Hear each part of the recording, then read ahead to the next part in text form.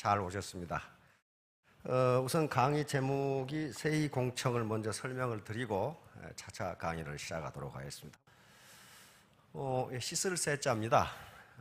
세면한다, 세수한다 할 때 씻을 세자. 이는 요 귀때기 귀 이자입니다. 귀처럼 생겼죠. 귀. 요 공자는 공손할 공자입니다. 청자는 들을 청자니까 귀를 씻고 공손하게 들어보라. 귀를 씻고 공손하게 들어보라는 얘기입니다. 최근에 이 리더십 학자들이, 특히 이 존 맥스웰 같은 리더십 학자들은 겸손과 오만, 그러니까 겸손과 교만의 차이가 뭐냐? 겸손은 남의 말을 들어주는 것이 겸손이다. 정확하게 정의를 해놓은 것 같아요. 그러니까 그 반대의 교만, 오만은 무엇이냐? 자기가 다 한다고 생각해서 남의 말을 듣지 않는 것이다. 이렇게 해놨더라고. 그런데 일본계 미국인인 로버트 키요사키가 쓴 부자 아빠 가난한 아빠에도 그 말이 나와요. 오만은 자기의 무지를 감추기 위한 수단에 불과하다. 그런 식으로 해놨어, 그 사람도. 그러니까 거의 맥스웰하고 이 관점이 같은 거예요. 기왕에 아침 새벽밥 드시고 여기까지 오셨으니까 귀를 씻고 공손한 마음으로 들어보시기 바랍니다. 왜냐하면 정보를 얻은 다음에 최종적인 결심은 자신이 하는 겁니다. 누가 좋다니까 하고 나쁘다니까 안 하고. 그건 주체의식이 없는 거죠. 그렇게 해가지고는 주도적인 삶을 살 수가 없습니다. 그래서 일단 정보는 들으셔야 됩니다. 누가 소문으로 그렇게 들어서 아는 것보다 직접 자기가 정보를 듣고 판단하는 것이 주도적인 삶을 사는 사람의 자세입니다. 그래야만 다른 사람한테 핑계를 못 대요. 지금 오늘 처음 오신 분들도 여기 계실 거예요. 처음 오신 분들이 갖는 의문은 세 가지입니다. 내가 뿌린 것만큼, 내가 일한 것만큼, 땀 흘린 것만큼 이 회사가 돌려줄 것이냐 하는 문제. 이거 굉장히 중요한 문제예요. 두 번째는 나 같은 사람도 할 수 있느냐.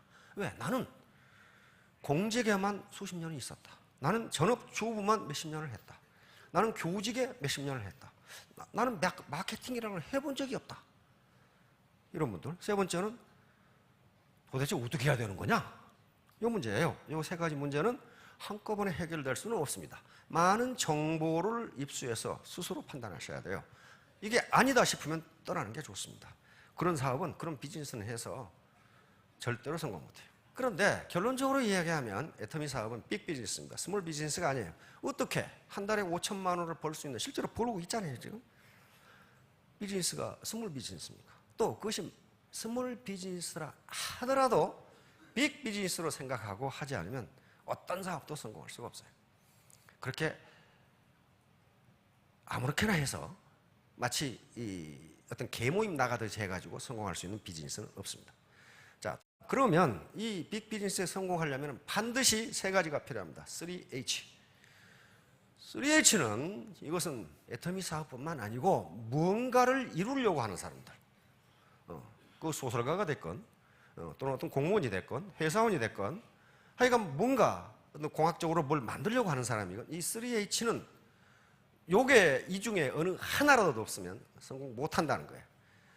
먼저는 이 헤드입니다. 헤드. 쿨 헤드예요. 냉철한 이성, 합리적인 판단력, 그리고 꿈과 비전이에요. 꿈과 비전이 없는데 어떻게 성공을 합니까? 그리고 냉철한 이성, 자기가 스스로 판단할 수 있는 능력이 없는데 어떻게 성공하겠어요?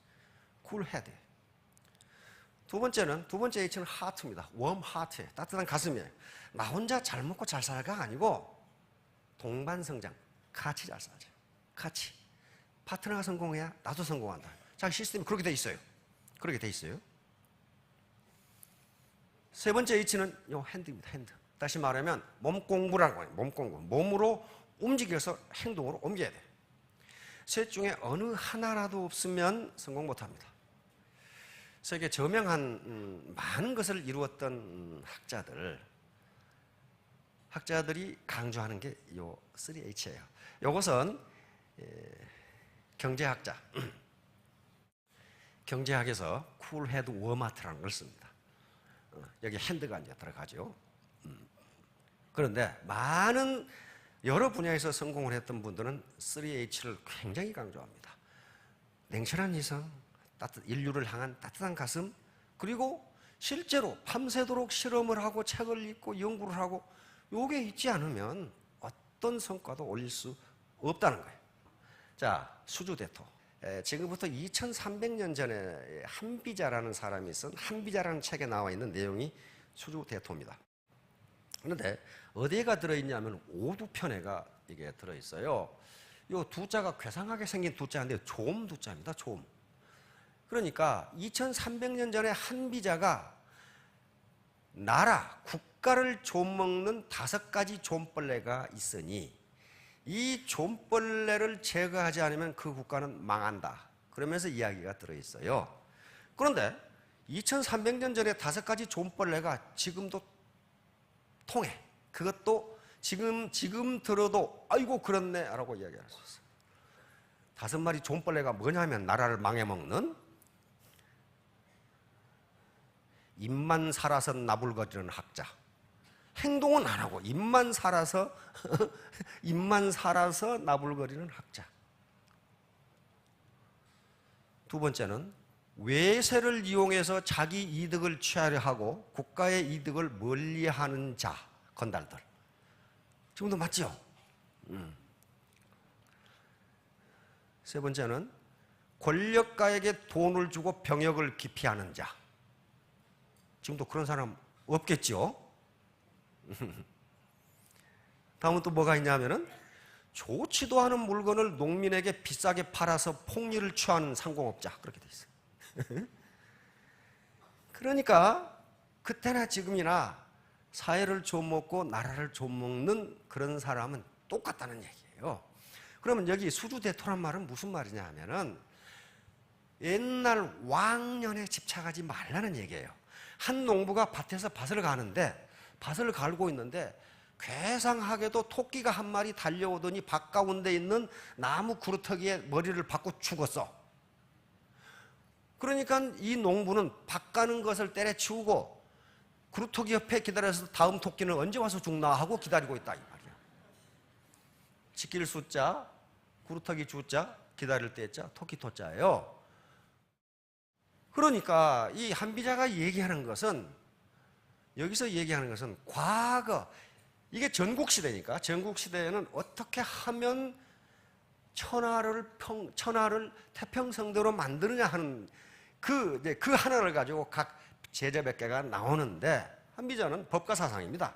즉 공자나 묵가가 이 당시에 옛날 왕도 정치, 요순 우탕 시대의 왕도 정치로 돌아가면 천하가 태평성대가 된다. 그러니까 지금은 전국 시대인데 옛날 타령하지 말라.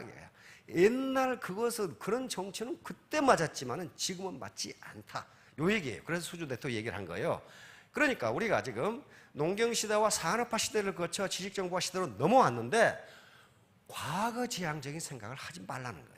그건 그때 가서 맞았고 지금은 맞지 않다는 얘기입니다. 지금 각주구금 이것도 똑같은 거예요. 이건 여시춘추라는 책에 나오는데 여기 찰금편 이 말이 나타내는 것처럼 현재가 중요하다 그 말이에요. 현재가 과거가 중요한 게 아니고 현재가 중요하다.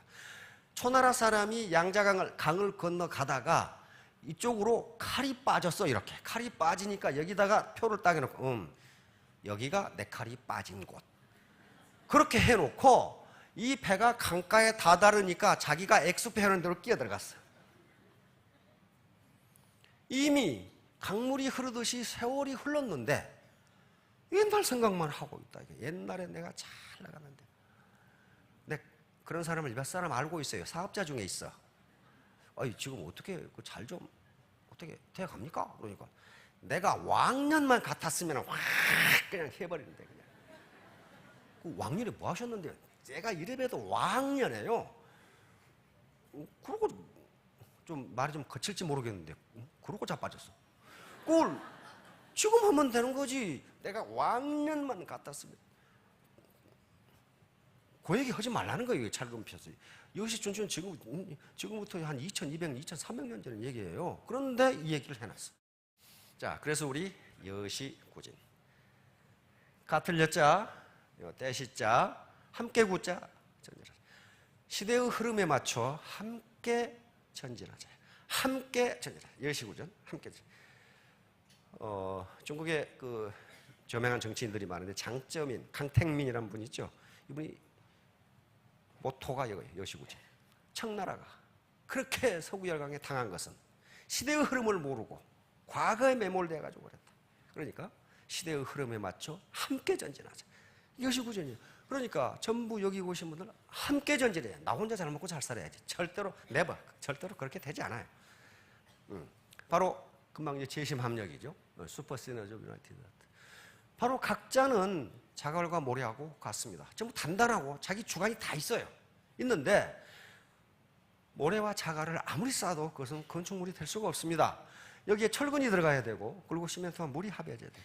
철근이 조직이라면은 물과 시멘트는 조직과 그 다음에 각 개인을 뭉쳐주는 신뢰, 트러스트라고 해요. 트러스트. 이게 없으면요 어떤 건축물도 세울 수가 없습니다. 이게 재심합력이에요. 자, 마음을 얻는 최상의 방법, 경청입니다. 그러니까 상대방을 설득해가지고 마음을 얻을 수는 없답니다. 이게 세계의 저명한 성공학자들이나 자기개발 학자들이 공통으로 이야기한 게 이거예요. 이분 누구신지 알죠? 예. 우리 삼성그룹의 창업자이신 이병철 회장님입니다. 이건희 회장님이 1970 몇 년인가 부회장으로 승진하는 날, 첫 출근을 하는 날, 이병철 회장님이 부친이 서재로 자기 집무실로 불렀답니다. 불러가지고 써준 휴효가 요거예요. 뭐예요? 경청. 바로 이병철 회장의 호가 호암인데 호암이라고 딱 적어서 이걸 준 거예요. 경청. 그래서 말하지 말고 들으라는 거예요. 이것 때문에 이건희 회장은 임원들이 결제를 받으러 와도 한마디도 안 하고 고개만 끄덕거린답니다. 이렇게. 말을 안 해요. 왜? 선친이 말을 하지 말라고 그랬거든. 공항에 가끔 내리실 때 기자들이 뭐 질문하면 뭐라고 그러니까 대답 안 해요. 그러니까 그러다가 끝나. 무슨 말이 없어. 왜? 들으라고 그랬거든요. 들으라고. 너는 말하지 말라. 들어라. 그걸 실천한 거예요. 그리고 책 한 권을 줬습니다. 논어라는 책을 줬어요. 거기에는 말하기 전에 실천하라는 내용이 계속 나와요. 이놈아, 말이 무슨 상관이 있느냐. 말하기 전에 실천하라. 군자는 말하기 전에 실천한다 하는 말이 계속 나와요. 계속 나와요. 그러니까 인간경영이요. 인간경영. 사람이 중요하다. 사람이 중요하다. 하는 게 논에 계속 나와요. 사람이 중요하다. 이런 말이 있어요. 공자가 어느 날 관청에서 퇴근하여 보니 마구간이 타버렸다. 마구간이 타버렸다. 좋은 말이 있었는데 타버렸어요. 논에 뭐라고 되냐면 공자님은 다친 사람은 없느냐 그 말뿐이었다. 그렇게 돼 있어요. 다친 사람, 말이 죽었느냐 마구간이 왜 탔느냐 이놈의 새끼야 이런 말이 없단 말이야. 사람은 다치지 않았느냐. 그 인간경영이에요. 그걸 물려준 거예요. 어떻습니까? 삼성그룹은 이병철 회장 시대보다 훨씬 커져버렸어요. 훨씬 커. 세계 최고의 기업이 되어버렸어요.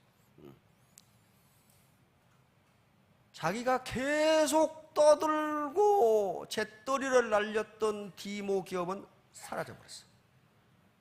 듣기만 했던 삼성그룹은 세계 최고 초일류 기업이 됐어요. 이거예요. 어느 정신병원의 비밀. 어느 조그만 시골에 정신병원이었는데 다른 병원은 팔이 날렸는데 한 집만 사람들이 문전성시야. 근데 다른 병원의 의사들이 저 의사가 무슨 기술을 가지고 있는지를 몰라. 알 수가 없어. 그런데 그 집만 사람이 문전성시를 이루어. 근데 그 비밀을 아는 사람은 간호사 한 사람밖에 없어. 어느 날 의사가 퇴근을 하면서 말합니다. 간호사, 내 보청기 가져와. 이 의사가 귀머거리야. 그러니까 대꾸를 할 수 없으니 상대가 얘기하는 것은 계속 듣고 고개만 끄덕이는 거야. 그렇습니까? 무슨 말인지 모르겠지만 하여간 그렇습니까? 한 2시간 이야기하고는 환자들이 기분이 좋아가지고 나가는 거야. 왜? 자기 말을 들어준 사람이 이 사람밖에 없어. 제가 군대 생활을 하다가 아주 과로를 해가지고 스트레스를 무지무지 받았어요. 몸이 막 아프고. 그 과로라는 걸 내가 알아. 제가 알아요. 과로라는 걸. 좀 쉬면 나. 쉬면 나는데 군대 생활하는 게 그게 마음대로 쉬고 그럴 수가 없어요. 그래서 이제 안정제. 그 당시에 신경안정제라든가 이 안정제는 약국에서 안 팔아요. 의사의 처방이 있어야 판다고요. 안정제를 지으러 어느 신경정신과원에 갔어요. 근데 이 아직 귀때기에 피도 안 마른 의사가 사람을 무슨 말이지 죄수 취급해가지고, 그러니까 무슨 이론에 따라서 치료를 시작하냐 하면은 지금은 또 프로이트의 정신분석학을 이용해가지고 나를 치료를 해. 지금은 또 프로이트의 정신분석학은 어렸을 때의 불유쾌한 기억이 성인이 된 다음에 정신병으로 나타난다는 꿈의 해석이에요. 그러니까 3살 때 이런 기억이 없습니까? 4살 때 이런 기억이 없습니까? 이 자식이 나 지금 피곤해서 지금 그거 사러 왔다는데 말을 안 듣고 조용히 하세요 조용히 그러면서 다시는 거기 안 가버렸지. 아니 안정제 하나 먹으면 내가 지금 안단 말이야. 내가 지금 과로했다는 걸. 그런데 환자 말은 들으려고를 안 해. 그리고 지 말만 계속 하는 거야. 혹시 초등학교 다닐 때 불유쾌한 기억이 없었습니까? 있다고 소리나 했었고 말이야. 내가 그걸 어떻게 알아? 내가 무슨. 그러니까 이런 데는 안 돼요. 바로 또 이 경험도 했어. 모시에 있는데 한 병원은요 사람이 너무 많아. 너무 많아서 이제 전부 주변은 전부 시골이니까 시골 이 할머니 할아버지들이 오신단 말이에요. 근데 거기 가서 보면은 저는 요 위장이 별로 안 좋아가지고 내시경으로 갔는데 시골 할머니 할아버지들 가만히 얘기 들어보면 전부 골병이야. 골병. 그거 급하게 지금 돌아가실 병도 아니고 나을 병도 아니에요. 무릎도 아프고 어깨도 아프고 머리도 아프고 허리도 아프고 차라리 안 아픈데 찾는 게 나아. 다 아파. 그냥 다 아파. 그런 분들이 시골에서 오신단 말이에요. 하도 많이 오고 시골 분들이 바쁘잖아요. 빨리 가서 지금 밭에서 일해야 되는데 그러니까 서로 다투니까 어떤 조치를 취했냐 하면은 이런 통을 만들어 가지고 이렇게 아주 키가 매우 큰 통을 만들어 가지고 이쪽으로 건강보험증이 하나가 딱 들어가도록, 그러면 요 밑에서 꺼내면 순서가 딱 돼요. 그런데 저는 아침 9시 병원이 여는 시간에 갔는데 검사를 오후에나 했어. 왜 그런가 했더니 밤중에 와서 여기다 다 넣어놨어. 밤중에 여기다 다 넣어놨어. 이렇게 사람이 붐벼. 그러니까 이 원장님이 그 대학병원에 계시다가 이제 50대가 돼서 개업을 하셨거든요. 경험이 많으신 분이에요.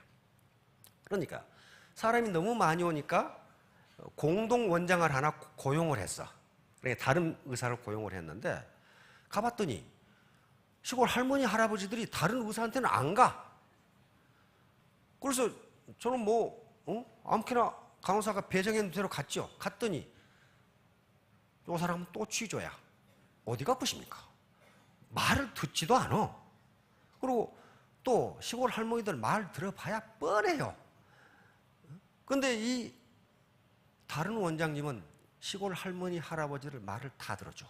근데 시간이 오래 걸리느냐? 그렇지 않아요. 뭐라고 쓰면서 우리 며느리가요 그러는데요. 아이고 그래요 속상하시겠어요. 그랬어. 그러고는 침대에 누워보세요. 그래가지고 팔 이렇게 들어보세요 해가지고 조그마한 망치러기를 탁 치면 이게 탔다 올라가거든. 그거하고 할머니하고 지금 아픈 거 별로 관계가 없어. 거기다가 배도 한번 만져보고 소화는 잘 되세요? 이렇게 하니까요 거기만 줄이 계속. 왜? 자기가 지금 하소연할 대상이 이게 보통 분도 아니고 의사 선생님이 자기 말을 들어줘. 거기다가 이런 혈압도 가끔 재주지. 아마 그 공동원장 지금 쫓겨나고 없을 거예요. 사람이 안 가, 그 사람한테는. 그게 뭐예요? 들어주는 거예요. 들어주는 거.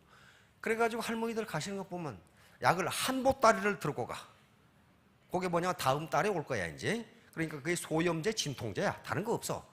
다리 아프고 허리 아프고 뭐 소위 삭신 아파 죽겠는데 그걸 뭘로 고치냔 말이에요. 말을 들어주는 걸로 고치는 거예요. 들어주는 걸로. 생명의전화에서 어느 날 TV에 보니까 요 전화 상담하는 분이 나왔더라고요. 그래서 아유 그 상담 MC가 그 상담하려면 어떤 전문 지식을 갖춰야 됩니까? 그러니까 이분이 대답하기를 전문 지식 필요 없어요. 계속 말 들어주면 돼요. 말 들어주면 된다 이거야. 그리고 계속 대꾸만 해주면 된다 이거야. 이런 속상한 일이 있는데 아이고 그런 일이 있었군요. 뭐 이런 식으로 그러면 한참 그냥 대화를 하다가 요게 어디가 있냐면요. 한강 다리 가운데가 있거든요. 한강 다리 가운데 있어요. 가서 떨어져 죽으려고 가서 죽기 전에 요걸 보고 전화하라는 거예요. 매우 심심하신 분은 한강 다리 한번 걸어서 건너가 보세요. 중간에 가면 요게 하나 딱 걸려 있어요. 그 하도 떨어져 죽는 사람이 많기 때문에 여기 딱 걸어져 있어요. 그래서 여기 생명의 전화 그렇게 돼 있어요. 그런데 그렇게 해서 자살을 포기한 젊은이들이 많답니다. 계속 얘기를 들어주는 거예요. 그래서 경청은 소통의 핵심이고 이 사람은 입밖에 없죠. 귀를 이렇게 기울여. 바로 이건희 회장께서 이렇게 하고 있는 게 그거예요. 지금 들어라. 그런데 들어야 되는데 문제는 진정성입니다. 상대방이 나에게 진정으로 애터미 사업을 얘기하느냐 안 그러면 지 돈 벌려고 그러느냐. 그건 어떻게 나타나냐면요. 인간은 오감을 가지고 있죠. 그러나 오감 말고 제 육감, 즉 식스센스를 가지고 있어요. 오감은 우리 지금 감각이에요. 터칭, 손으로 만져서 아는 거, 그렇죠? 요건 테이스팅, 맛보고 아는 거, 요건 히어링, 들어서 아는 거, seeing, 봐서 아는 거, 스멜링, 냄새 맡아서 하는 거. 이게 우리 인간이 가지고 있는 오감입니다. 오감. 그런데 그것 말고 제 육감, 식스센스가 있단 말이에요. 상대방이 아무리 나에게 감언 이설을 해도 얼굴을 보니까 사기꾼이네 이러면 안 믿어요. 그건 자기가 사기꾼이라는 말을 안 해요. 그리고 이 사람 얼굴 보니 지 돈 벌려고 그러네. 그러면 안 된단 말이에요. 그러면 그걸 숨길 수 있느냐? 숨길 수가 없어요. 식스센스는 숨길 수가 없어요. 그래서 진정성이라는 게 매우 중요하다. 바로 혀는 가장 중요하면서도 나쁜 것. 이솝 우화에 이게 들어있어요. 이솝의 주인이 산토라는 철학자인데 산토가 자기 철학자 친구들을 소집해가지고 이 세상에서 가장 맛있는 걸 사와서 요리를 해라. 그랬더니 이솝이 돼지 혀만 잔뜩 사다가 요리 접시가 나올 때마다 돼지 혓바닥이야.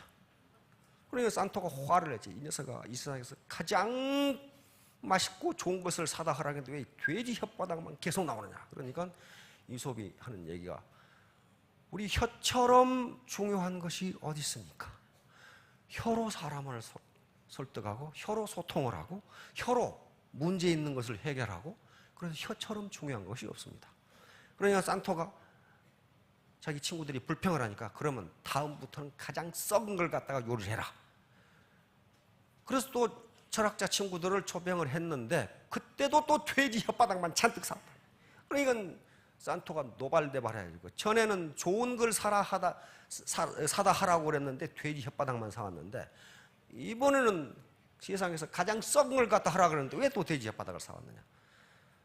혓바닥처럼 나쁜 게 없습니다. 혓바닥으로 인해 싸움이 나고 분쟁이 나고 욕설이 나고 미워하고 이게 전부 혓바닥 제거예요. 다시 말하면 우리 혀는 하나지만은 어떻게 사용하냐에 따라서 달라진다. 좋은 것이 될 수도 있고 나쁜 것이 될 수도 있다. 자, 그러면 우리를 앞서갔던 현자들이 경청에 대해서 뭐라고 이야기를 하는지 봅시다. 마쓰시다 코노스케, 지금 일본의 아주 경영의 신으로 추앙을 받고 있죠. 뭐라고 그랬습니까? 리더십은 웅변보다 경청에서 나온다. 이분은 초등학교 4학년 중퇴했던가? 초등학교는 못 나왔어요. 집이 집이 괜찮았는데 이게 9남매 중 막내가 그렇습니다. 그런데 아버지가 이 쌀 장사다 망해가지고 완전히 폭삭가게 됐죠. 그래서 초등학교를 못 나왔어요. 근데 이분은 내가 성공할 수 있었던 것은 세 가지 조건 때문이다. 그렇게 얘기했는데 그 성공 조건이라는 것이 가만히 들어보면 그 실패 조건이야. 나는 가난했고 배우지 못했고 몸이 약해서 성공했다. 그러단 말이에요. 가난하고 배우지 못했고 몸이 약해서 성공했다. 그게 무슨 역설 같은데 이 양반은 그렇게 성공했다고 자서전을 써놨어요. 나는 가난했기 때문에 어려서부터 많은 일을 해보고 많은 경험을 쌓았다. 그리고 돈이 얼마나 귀한 것인가를 알았다. 그럼 되죠. 두 번째, 나는 배운 게 없기 때문에 계속 배우려고 노력을 했다. 계속 들었다는 거예요. 그리고 나보다 똑똑한 사람을 갖다 썼다. 세 번째, 나는 몸이 약했기 때문에 이 양반 폐병 걸려가지고 죽을 뻔했거든. 몸이 약했기 때문에 계속적으로 건강에 관심을 가지고 운동을 했고 일을 혼자 하려 하지 않고 같이 힘을 합해서 했다. 이 세 가지가 나를 성공하게 만든 것이다. 우리가 생각하기에 같은 조건이라도 어떤 관점에서 보는 장에 달라진다.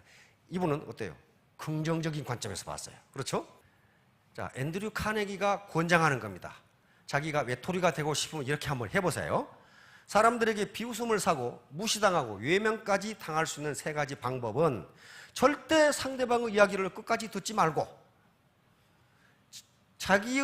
계속 자기의 말만 해야 되고 상대방의 이야기를 듣다가 자신이 할 이야기가 있으면 바로 끊고 자신의 말을 하면 된다. 그러면 당장 왕따 당해. 아주 좋은 방법이니까 활용을 해보시기 바랍니다.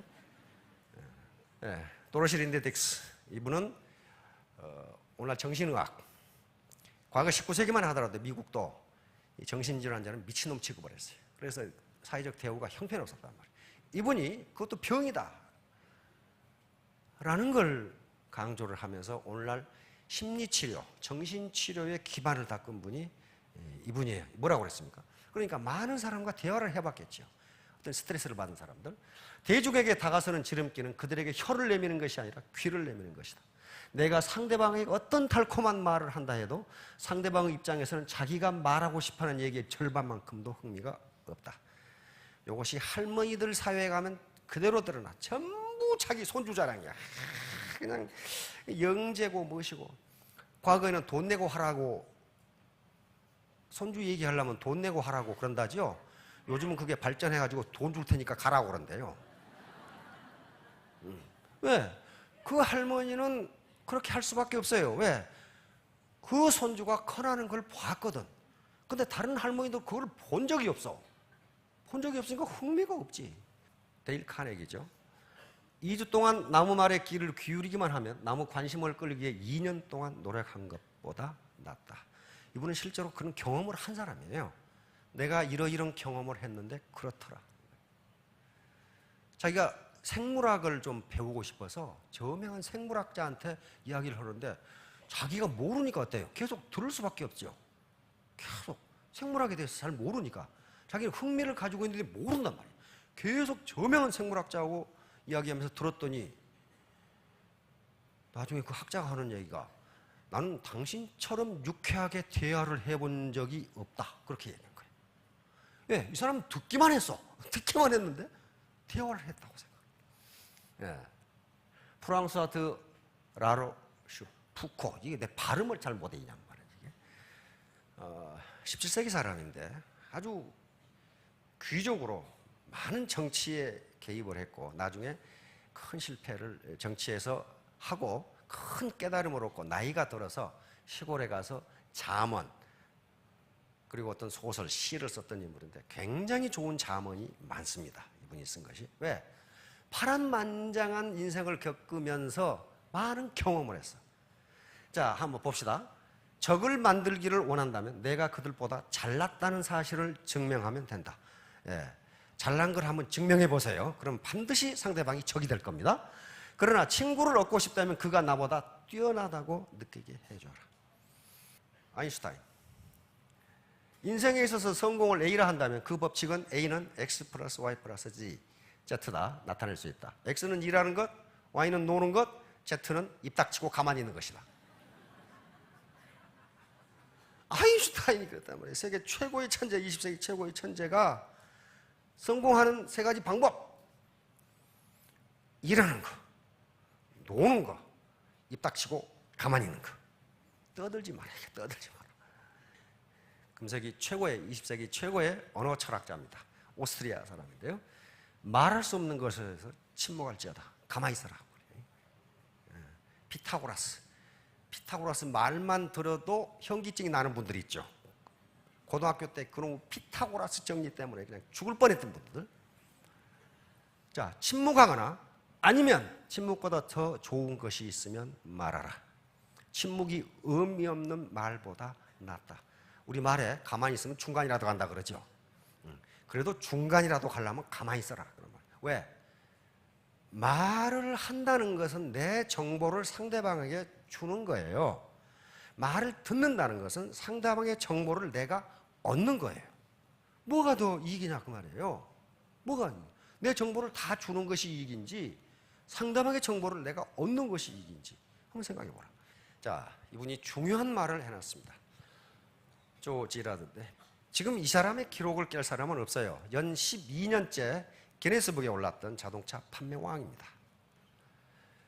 이분은 고등학교에서 체육 선생님을 두들겨 패가지고 쫓겨나가지고 그러니까 중학교 졸업했죠.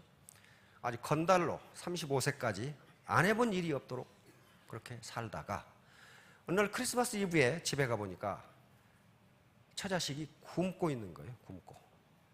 자기 가장인데 처자식이 굶고 있어. 그래서 결심을 합니다. 내가 어떤 일이 있더라도 처자식은 굶기지 않겠다. 여기 신사분들 그 결심하세요. 내가 어떤 일이 있더라도 처자식은 굶기지 않겠다. 그런데 일을 해야 되는데 돈 없이 할 수 있는 일은 자동차 세일즈맨밖에 없어요. 그래서 그 세일즈맨으로 들어가서 사상 유례 없는 성과를 얻습니다. 하루에 평균 18대를 팔았어요. 하루에 자동차 한 대만 팔아도 먹고 사는데 18대를 판 거예요. 그 정도 팔아버린 거예요. 어떻게 팔았느냐? 경청이. 왜? 이 사람은 자동차 세일즈맨으로 부적합해. 학력도 중졸에다가 키도 작은 데다가 거기다가 말더듬이야. 말더듬이. 그래서 이 말더듬이를 어떻게 해결할까 하는 게 책에 이 사람 쓴 자서전에 들어있어요. 어떻게 해결했느냐? 방법은 하나다. 계속 듣는 거다. 이렇게 생각해. 계속. 그리고 계속 상대방의 말을 듣다 보면 이 사람이 원하는 것이 뭔지를 알 수 있다는 거야. 그러면 그걸 메모를 했다가 그 얘기만 딱 해줘. 상대방이 원하는 얘기만 딱 해줘. 계속 들었으니까 알잖아 지금. 그러면 오케이. 이렇게 되는 거예요. 그래서 그 사람이 했어요. 나는 상대방을 설득하는 방법이 무언가를 알았다. 털어주는 것이 설득이라는 거예요. 그래서 이분이 이런 말을 했어요. 또 자, 성공에 이르는 엘리베이터는 고장났다. 이거 엘리베이터 타고 성공할 사람 할 분들 한 분도 안 계시죠? 고장났다. 당신은 계단을 이용하여 한 계단씩 올라가야만 한다. 셀즈 마스터, 다이아몬드 마스터, 샤론로즈 마스터 한 계단 한 계단씩 올라가야 되지. 어느 날 갑자기 고속으로 올라가는 길은 없다. 특히 지식정보화 시대에는 그런 게 없어요. 고속 엘리베이터가 없습니다. 한 계단 한 계단 올라가야만 돼. 자, 결론입니다. 비판적 사고, 크리티컬 띵킹이라는데 미국이라든가 이런 데서는 굉장히 중요한 사고방식입니다. 비판적 사고라는 것은 어떤 문제를 당신의 고정관념으로만 보지 말고 다양한 각도에서 보라는 거예요. 다양한 각도. 저 사람은 어떻게 볼까? 저 사람은 저렇게 봤어? 그럴 수도 있겠네. 이런 식으로 다양한 각도에서 보라는 겁니다. 지금 너무 많은 정보가 막 흘러들어와. 애터미 돈 안 돼. 거기 확 벌어 회사가 있어. 거기 가면 말이야 그냥 몇 개월 만에 확 벌어. 그랬을 때 그 말이 그걸 무시하라는 게 아니고 과연 그것이 논리적으로 맞는지 다양한 각도에서 검토해봐라. 안 그러면 속는다. 정보에 속는다. 정보의 홍수 속에서 정보에 떠날려가 버려. 그러니까 비판적 사고는 한마디로 옳은 것에 추구해요. 그렇게 해도 돼. 이렇게 뇌물이나 이런 걸 받아서 야구 선수가 뇌물 받아가지고 쫓겨나 버렸죠. 농구 코치가 뇌물 받아서 쫓겨나 버렸죠. 이게 다양한 각도에서 생각해봐라. 바로 비판적 사고는 겸손입니다. 겸손하지 않고는 자기의 생각을 비판하고 다양한 각도에서 볼 수가 없어요. 보통 고집이 센 사람 또는 자기가 잘났다고 생각하는 사람은 내 말이 맞아, 그런 식으로 생각한단 말이에요. 그것이 아닐 수도 있다는 거예요. 아닐 수도. 다른 사람은 달리 볼 수도 있다. 한번 봅시다. 이게 3개, 4개예요. 이게 3개냐고 4개냐고. 이 녀석은 4개라고 주장하고 이 녀석은 3개라고 주장하는 거야. 어느 하나가 틀린 게 아니고 보는 지점이 달라. 보는 각도가 달라요. 둘 다 맞는 거예요. 이게 3개, 2개 이거. 누워서 본 사람은 2개라고 그러고 서서 본 사람은 3개라고 그래. 둘 다 맞아요. 둘이 멱살 잡고 100년을 싸워도 해결 안 돼. 왜? 자기가 본 것이 맞거든 지금. 맞아요. 이게 수도사들이 열지어가는 거예요. 하이힐 신고 있는 다리예요. 이게 보세요. 남성분들은 하이힐 신고 있는 다리로 보일 테고 이렇게 여성분들은 수도사들이 일렬 정도로 가는 걸 보일 거예요. 그러니까 자기의 보는 시각에 따라 달라져요. 이거 보세요. 이거 공중부양 같은데 공중부양으로 보이잖아요. 이거 길바닥에 시멘트 바닥에다 그냥 그려놓은 거예요. 평면이라고, 평면. 그거 공중부양 아니에요. 요 도형은 참 아름답게 만들어져 있지만 저 도형은 불가능합니다. impossible. 요게 law of similarity라고 하는 건데 유사성의 법칙이에요. 인간은 어떤 유사한 것끼리 연결 지으려고 하는 속성이 있어요. 그래서 이렇게 아무렇게나 그냥 점을 찍어놨는데 이걸 이렇게 읽는다, 이렇게 본다는 거예요. 이렇게 안 보고 이놈하고 유사하지가 않아. 그러니까 유사한 것끼리 이렇게 본다. 이렇게. 그러니까 파트너를 리크루팅할 때 자기하고 비슷한 사람을 하려고 한단 말이에요. 자기하고 비슷한 사람을. 이 유사성의 법칙이에요. 어떻게 만들었든지 반드시 유사한 것으로 이렇게 보려고 한다. 그러니까 그런 법칙을 깨면은 성공할 수가 있다. 자, 바로 다단계. 지금 인터넷 다단계 사기가 아주 기승을 부리는데 공정거래위원회에 인력이 부족해요. 단속을 못해. 단속을 못해. 그래서 요런 다단계 사기에 속지 않으려면 역시 비판적 사고가 필요합니다. 그게 과연 3H 헤드, 냉철한 이성이에요. 쿨 헤드. 내가 냉철한 이성으로 판단해 보니까 한 달에 이자가 15%라는 게 타당한 거냐? 그 판단해 보면 알아요.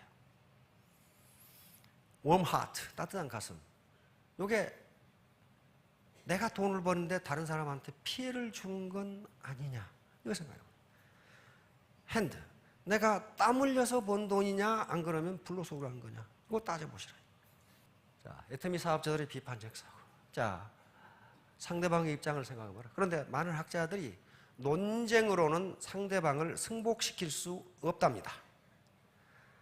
상대방이 논파당하면, 논쟁으로 지면 승복하는 게 아니라 앙심을 품는데요. 이놈 새끼 두고 보자. 그러니까 논쟁으로는 상대방을 승복시킬 수가 없다. 그래서 우리 속담에 지는 것이 이기는 것이다. 마지막입니다. 이제 태도가 중요하다. 애티튜드. 태도가 중요하다. 제가 많은 얘기를 또 많은 강의를 하지만 결론은 하나입니다. 태도입니다. 태도.